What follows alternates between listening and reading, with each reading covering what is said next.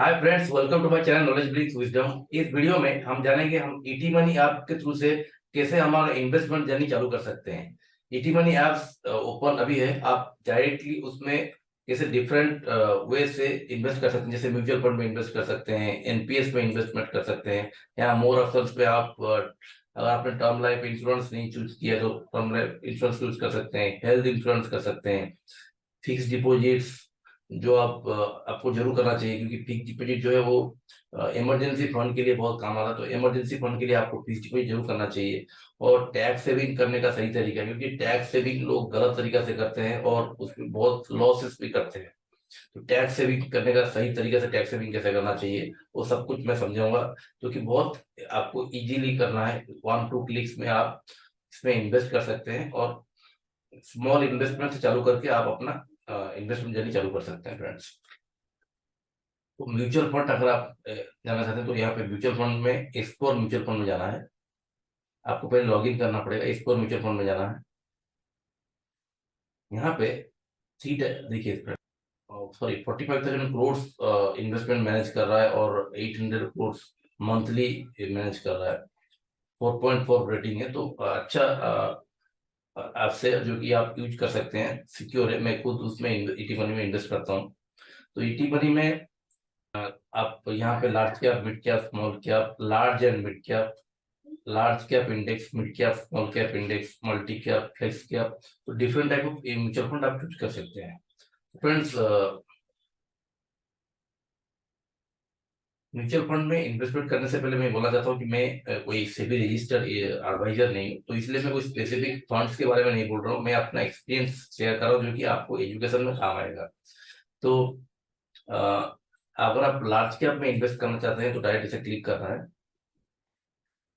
तो आपको large cap का डिफरेंट फंड्स दिखाएगा। यहाँ पे डिफरेंट लार्ज कैप फंड्स आप यहाँ पे सिलेक्ट कर सकते हैं। डायरेक्ट आप यहाँ पे इन्वेस्ट क्लिक कर सकते हैं, रिटर्न देख सकते हैं, और इसमें आपको और कंपेयर करना है तो उसको अलग अलग फंड को ऐड करके ऐड टू कंपेयर में क्लिक कर सकते हैं फ्रेंड्स।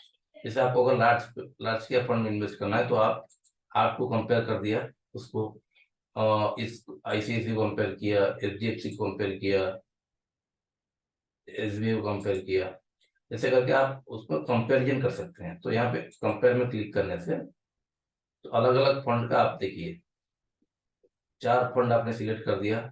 उस 4 फंड में कौन सा क्या रेटिंग, जिसमें ईटी मनी रैंक किसका कितना है। जैसे जैसे रैंक अगर 1 है तो अच्छा है, रैंक लो रैंक होना अच्छा है। तो एक रैंक है आईसीआईसीआई का है, तो एडलवाइस का 4 रैंक है।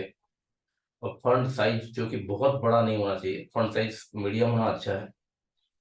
और रिटर्न यहाँ पे 3 इयर्स में कितना दिया है देखिए, 3 इयर्स में, 5 इयर्स में आप रिटर्न यहाँ पे देख सकते हैं। अलग अलग जैसे Sharpe, beta, Sortino, alpha, alpha month return जो ज्यादा देता है वो अल्फा बोला जाता है। 6.88 उसका ज्यादा है निपन का। तो जैसे hold top holdings, top 3 sectors, P ratio और पीवी रेशियो, अलग अलग चीजें यहाँ पे डिटेल में दिया हुआ है। डिटेल में यहाँ पे दिया हुआ है, तो आप इसको जाके सर्च करके देख सकते हैं। और कोई भी अगर टेक्नोलॉजी है उसको आप गूगल में भी डायरेक्ट, जैसे पी रेशियो आपको कभी कभी गूगल में देखने से आपको डिटेल में एक एक करके आप सर्च करके सीख सकते हैं कि ये रेशियो सब क्या क्या है। तो अभी एक एक रेशियो आप डिटेल में समझ सकते हैं, धीरे धीरे सीख सकके आपको नॉलेज बढ़ाना है और इन्वेस्टमेंट का जर्नी चालू करना है। तो म्यूचुअल फंड में अगर आपको इन्वेस्ट करना है तो आप जैसे अलग अलग म्यूचुअल फंड का आपको कंपेयर करके देखना है। जैसे लार्ज कैप है, ऐसे ही आप मिड कैप भी है। मिड कैप भी वैसे आप अलग अलग mutual fund 30% return, long term में मिड कैप बहुत अच्छा रिटर्न देता है फ्रेंड्स। तो मैं खुद इन्वेस्टमेंट किया हूँ और लॉन्ग टर्म में मैं मिड कैप में मैंने देखा है अच्छा रिटर्न मिलता है। स्मॉल और मिड कैप लॉन्ग टर्म में अच्छा रिटर्न देता है, लेकिन शॉर्ट टर्म में अगर आप इन्वेस्ट कर देंगे तो आप इमिडिएटली कुछ मार्केट फॉल होगा, आप घबरा के अगर बेच देंगे तो आपको लॉस होगा फ्रेंड्स। तो अगर आपके पास 7 to 10 ईयर्स का हॉरिजन है तो अभी आप मिड कैप या स्मॉल कैप में इन्वेस्ट कीजिए।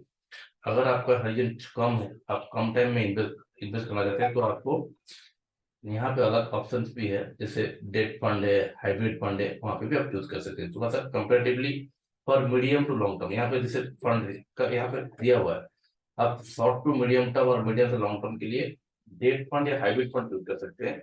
इक्विटी फंड के लिए आप जाएंगे तो आपको थोड़ा सा 7 ईयर से 10 ईयर से ज्यादा आपको इन्वेस्ट रहना पड़ेगा, तभी जाकर आपको रिटर्न अच्छा मिलेगा। तो ये है म्यूचुअल फंड्स। दूसरा, आप जैसे मैंने बताया कि यहाँ पे आप अगर आपने एनपीएस में इन्वेस्ट नहीं किया है, जैसे मैंने बताया कि एनपीएस का मैंने अलग से वीडियो बनाया हुआ है, एनपीएस के बारे में आप डिटेल समझ सकते हैं, एनपीएस क्या है और कैसे इन्वेस्ट करना चाहिए।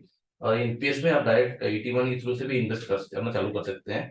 देखिए, एनपीएस में रिटर्न आप लोग 12-13% यहाँ पर अभी दिखा रहा है, लेकिन मैं बोलता हूँ कि एनपीएस आपको एक्सपेक्ट करना चाहिए 10%, उससे अगर ज्यादा मिलेगा तो अच्छा है। तो लॉन्ग टर्म के लिए अगर आप रिटायरमेंट फंड चालू करना चाहते हैं तो NPS is the best option. तो एनपीएस इक्विटी के थ्रू से ही इन्वेस्ट करता है, तो आप एनपीएस में 50,000 इन्वेस्ट करने से आपको उस पर टैक्स सेव भी होता है। तो अप्रोक्स सैलरी टैक्स लाभ के हिसाब से 10 to 15,000 टैक्स सेव हो जाता है। तो आपका टैक्स सेव भी होता है और लॉन्ग टर्म में अच्छा वेल्थ भी क्रिएट होता है, इसलिए एनपीएस एक अच्छा ऑप्शन है आपके पास। लेकिन एनपीएस में रिडम्पशन का प्रॉब्लम है, आप इमीडिएटली रिडम नहीं कर सकते क्योंकि वो रिटायरमेंट के लिए है। तो आपको सिर्फ रिटायरमेंट के लिए प्लानिंग के हिसाब से ही एनपीएस में इन्वेस्ट करना चाहिए। तो जैसे बताया कि ये आपको म्यूचुअल फंड में इन्वेस्ट करना चाहिए लॉन्ग टर्म के लिए, मीडियम टर्म के लिए, जैसे कोई घर खरीदना हो या कोई किड्स का एजुकेशन पर्पज है, उसके लिए आप म्यूचुअल फंड में इन्वेस्ट कीजिए। रिटायरमेंट के लिए आप एनपीएस में इन्वेस्ट कर सकते हैं। और आपको इंश्योरेंस जरूर लेना चाहिए, insurance, term insurance, health insurance. Term insurance जो है वो एक्चुअली आपको समझना चाहिए कि टर्म इंश्योरेंस में आपको कोई रिटर्न नहीं मिलेगा, वो सिर्फ आपका फैमिली के लिए, आपके बाद आपका फैमिली सिक्योर रहे उसके लिए आपको टर्म इंश्योरेंस करना है। जैसे आपने 1 करोड़ का टर्म इंश्योरेंस किया, आपको अगर कुछ हो गया तब जाके आपका फैमिली को उसको अनसिक्योर नहीं होगा, आपका बाद आपका फैमिली सिक्योर रहेगा।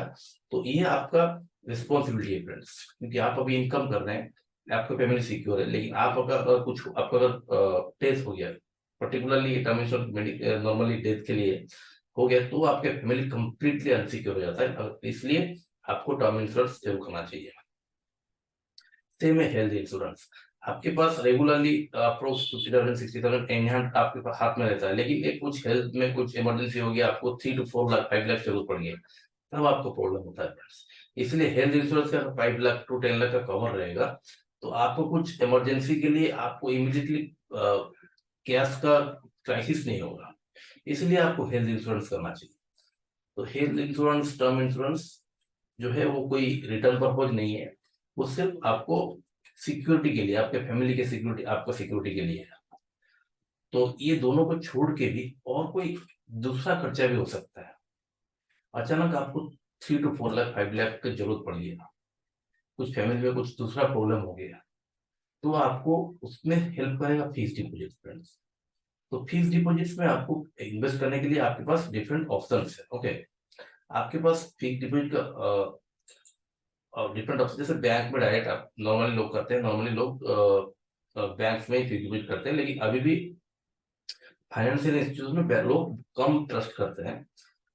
लेकिन मैं बोलूंगा कि फाइनेंशियल इंस्टीट्यूशन में सब में नहीं करना चाहिए, बहुत ही स्पेसिफिक जो आपको सिर्फ रिटर्न नहीं देखना, आपको थोड़ा सा ट्रस्टेबल देखना, जैसे बजाज फाइनेंस है, बजाज फाइनेंस एक ट्रस्टेबल ऑप्शन है, उसमें भी आप कुछ मनी इन्वेस्ट कर सकते हैं। तो उससे फायदा क्या होगा, जैसे आप डायरेक्ट एटी मनी से कर सकते हैं, उससे फायदा क्या होगा कि आपको रिटर्न थोड़ा सा कंपेरेटिवली बेटर मिलेगा। जैसे यहाँ पे आप राइट साइड में देखिए, आपको अगर आप 1 लाख इन्वेस्ट करेंगे 36 मंथ में, आपको 1,26,000 हो जाएगा रिटर्न, और उसका जो परसेंटेज है वो 8.05 होगा फ्रेंड्स, और ये गारंटेड है 8.05 आपको कंप्लीटली इंटरेस्ट रेट मिलेगा। जो कि आप अगर यहाँ पे कंपैरिजन भी है, यहाँ पे आप अगर एसबीआई और आईसीआईसी बैंक में करेंगे अप्रोक्स अप टू 7.6 है, लेकिन 8 नहीं है फ्रेंड्स। यहाँ पे एक्सिस में, एचडीएफसी बड़ौदा में, सिर्फ आईडीएफसी में 8 है, सिर्फ आईडीएफसी में अगर आप इन्वेस्ट करेंगे तो भी 8 होगा, लेकिन इसमें 8.05 है। और उससे अच्छा है, सबसे बेटर है इंडसलैंड बैंक। अगर आपके पास इंडसलैंड बैंक में मीन्स अकाउंट है तो आप इसमें कीजिए, वो बेटर, उस बेटर रिटर्न है। लेकिन आप, आपके पास अगर नहीं है तो आप डायरेक्ट ईटी मनी में लॉग इन करके इसमें भी आप शॉर्ट टर्म में इन्वेस्ट कर सकते हैं 2-3 साल के लिए, और इसमें रिटर्न कमा सकते हैं। और इसमें एक चीज मैं बोलना चाहता हूँ कि आप इसमें दो टाइप का, दो वे से रिटर्न कर सकते हैं, एक रिटर्न कमा सकते हैं। एक है आप डायरेक्ट मैच्योरिटी में, मैच्योरिटी आपको मिलेगा, जैसे 1 लाख आपने इन्वेस्ट कर दिया, आपको 1.26 मिल गया आफ्टर 3 इयर्स। लेकिन अगर आपके पास ज्यादा पैसा है, आपके पास, आप पकड़ लीजिए 40 लाख है, तो आपको यहाँ पे, आप चाहते हैं कि आपको कुछ मंथली पे आउट मिलता रहे, तो आप यहाँ पे मंथली इंटरेस्ट पे आउट भी कर सकते हैं। जैसे यहाँ पे आपने 7.16%, अगर आपने रिन्यूअल लिया 12 to 14 मंथ, आपको 7.16% मिलेगा। आपने अगर एक फिक्स डिपॉजिट किया 50 लाख या 30-40 लाख, जो हायर अमाउंट है उसमें किया, देखिए आपको रिटर्न ज्यादा मिल सकते हैं। तो आपको यहाँ पे देखिए, थोड़ा सा लॉन्ग, अगर आपने 3 से 4 साल के लिए रख दिया पैसे को, तो आपको जो मंथली पे आउट है वो 7.7% मिलेगा। 3 से 4 साल में आपको मंथली पे आउट 7.7 मिलता रहेगा फ्रेंड्स, जो कि 1 लाख में अप्रोक्स 7,500 के आसपास है, और 10 लाख में 70,000। इसी करके आप कैलकुलेट कर सकते हैं आप कितना इन्वेस्ट करेंगे, तो उस हिसाब से आपको रिटर्न मिलता रहेगा। आपको उसको मंथली डिवाइड करना पड़ेगा। तो ये आपको, आप इसमें मंथली पे आउट ले सकते हैं और अच्छा रिटर्न कमा सकते हैं 7.7% का। और उस पैसे को आप SIP म्यूचुअल फंड में भी इन्वेस्ट कर सकते हैं, और कुछ अपना यूजुअल खर्चा भी कर सकते हैं। तो ईटी मनी आपको मल्टीपल अपॉर्चुनिटी देता है इन्वेस्ट करने का। और यहाँ पे और एक एक्स्ट्रा चीज है, टैक्स सेविंग चूंकि अर्न भी है, यहाँ पे कंपेरेटिवली लिटिल बिट बेटर है, 9.5% है, जो भी आप एक्सप्लोर कर सकते हैं। आप अगर फिक्स डिपॉजिट के बाद कोई दूसरा ऑप्शन चूज चाहते हैं कि थोड़ा सा कंपेरेटिवली बेटर हो, तो ये वो 9.5% के आपके पास उतना रिटर्न मिलता है, जो कि वो एक दूसरे लोगों को लोन देने का तरीका है। दूसरों को लोन देके वो पैसा आपको ज्यादा कमा के देता है। तो इसमें भी आप कुछ एक्सप्लोर कर सकते हैं। आप इसमें ज्यादा पैसा मत डालिए, लेकिन कुछ जैसे आपने फिक्स डिपॉजिट में 2-3 लाख 5 लाख रखा है, तो इसमें भी 50,000 का 1 लाख रख सकते हैं। तो आपको डिवर्सिफिकेशन भी हो जाएगा फ्रेंड्स, तो मल्टीपल डिवर्सिफिकेशन भी हो जाएगा, तो डिवर्सिफाई भी आपको पैसा भी होगा, और आपको रिटर्न भी ज्यादा मिलेगा। जैसे आपने mid cap, small cap, large cap mutual fund में इन्वेस्ट किया, उसमें अभी आपका डिवर्सिफिकेशन हुआ। आपने फिक्स डिपॉजिट में कुछ इमरजेंसी फंड रखा, और कुछ पैसे को आपने 9.5% जो अर्निंग है उसमें भी इन्वेस्ट किया। तो अलग अलग तरीके से आप इन्वेस्ट कर सकते हैं ईटी मनी ऐप के थ्रू से। तो फ्रेंड, वीडियो अगर अच्छा लगे तो इसे लाइक और शेयर जरूर कीजिए। और ये मेरा यूट्यूब चैनल है जिसमें आप एक्सप्लोर कर सकते हैं अलग अलग चीजें स्टॉक पोर्टफोलियो बारे में, जैसे अलग अलग चीजें आप एक्सप्लोर कर सकते हैं, सीख सकते हैं। ELSS फंड क्या है, PPF क्या है, NPS क्या है, ELSS क्या है, पेंशन स्कीम्स और EPF, BPF, PPF, हर चीज के बारे में डिटेल में एक्सप्लेन किया हुआ है। आपके पास अगर हर हफ्ते में तो हर 2-3 दिन टाइम निकाल के आप एक एक वीडियो को देखिए और अपना नॉलेज को बढ़ाइए। जैसे आपने PPF के बारे में जानते हैं, तो थोड़ा और डीप में आप नॉलेज गेन कीजिए। EPF, BPF, PPF में बारे में और ज्यादा नॉलेज गेन कीजिए, तो आपको समझ में आएगा कि एक्चुअल में कौन सा बेहतर रिटर्न देगा। 1% भी आप कोई भी चीज में अगर 7 कमा रहे हैं, तो उसको 8 करने की कोशिश कीजिए। आप अगर 8% रिटर्न कमा रहे हैं कोई भी चीज में, उसको 9 करने की कोशिश कीजिए। 1-1%, 2-2%, 3-3% आप कमाने की कोशिश कीजिए। कोई भी लोग आपको जैसे बोल रहा है कि 100% देगा रिटर्न कमा के, उतना आप आप अगर उसमें जाएंगे तो आप लॉसेस में, लॉस करने का चांसेस है। लेकिन आप स्मॉल स्मॉल इंक्रीमेंटल ग्रोथ करने की कोशिश करेंगे, तो आपका रिस्क भी कम रहेगा, आपका नॉलेज भी बढ़ेगा, और आप ग्रो भी कर पाएंगे फ्रेंड्स। तो आज के लिए इतना ही, थैंक्स।